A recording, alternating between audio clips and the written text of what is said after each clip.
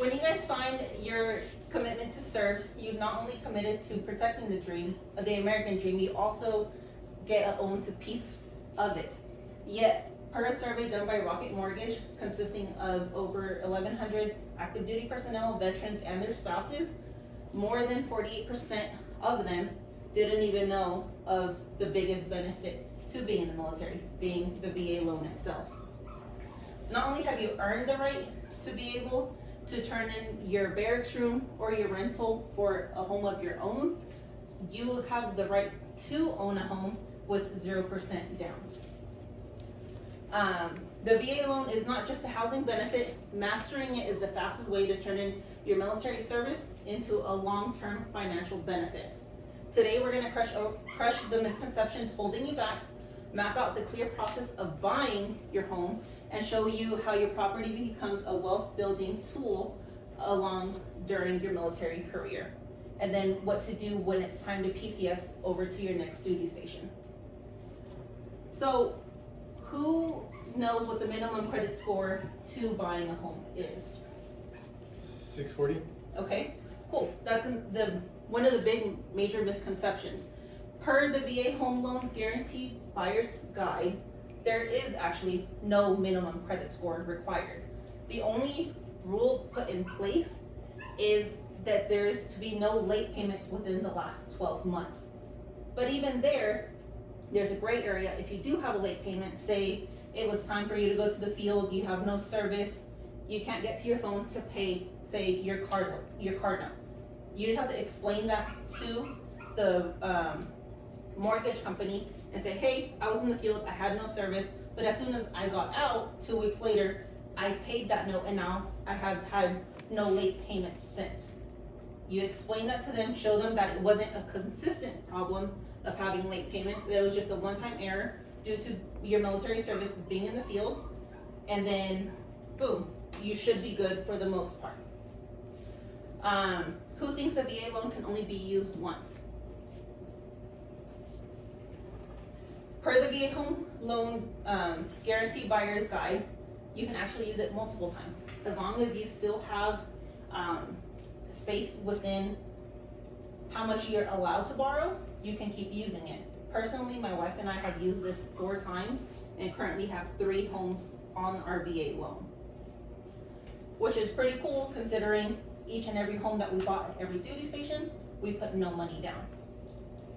Who's heard that the VA loan takes forever to close, and that's why sellers don't like to accept loans or let's say offers with the VA loan?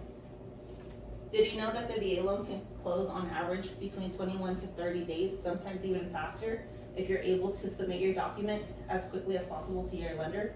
Again, personally, I've seen VA loans close within 14 days, which is pretty cool considering most other loans usually take 30 to 45 days to close. Now, how do I get it? What do I need to do to get pre-approved in a home to be my own, right? So first and foremost, you're gonna start with your pre-approval. You're gonna go on Google and put VA loan mortgage company. The first one that's gonna pop up, the first 3, they paid a lot of money to be there. Don't go with your top options. Go into your smaller banks, your local banks. Usually you're gonna get better interest rates or better or lower closing costs than you would with the bigger banks. And also with local banks, you're more than likely to get banks that are not a Monday to Friday 9 to 5. Instead, you're gonna get a little bit more of a personal experience and get that lender that answers your questions Saturday when you're actually looking at homes and you have a question of like, hey, what would my payment actually look like with this specific home? Secondly, once you're there, you have your pre-approval, you're gonna look for an agent. Don't go to the first one.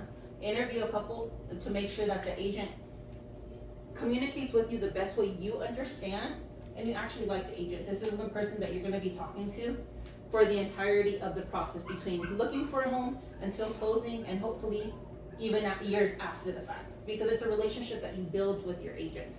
Once you find your agent, you have your pre-approval, you're gonna start looking at homes. Once you find the home, you're gonna make an offer.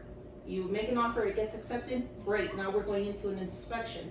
You're gonna send an inspector into the home to make sure the home is sound and safe, any issues that you find within that inspection report, you can ask for the seller to repair. Does that mean they're going to fix it? No. But it shows you that, hey, you can at least negotiate a little bit to get you there. After you get your inspection done, you're gonna get your appraisal to make sure you're paying what the home is worth. You're gonna go to closing to sign for the home and get you your keys shortly after. From there, you're gonna, then you're now obviously a homeowner. You're gonna file for your homestead exemption to make sure your taxes are lower for it being your primary residence. Then 2 to 3 years later, what does the Army do to us? It's time to move again, right? Now, what are we doing with this house? Are we renting it or are we selling it? You can do either, depending what's best for you and your family, which at that time you can go over with your agent to make sure that you guys are making the best decision for your family. Now, look, to be honest, when you sign that contract to serve, you earn the benefit that most civilians can only dream of buying a home with zero money down. Today, we crushed over the misconceptions that are holding you back. We went over the process of buying your home, showed you how your property can become your wealth building asset, and when it's time to PCS, kind of what to do with it.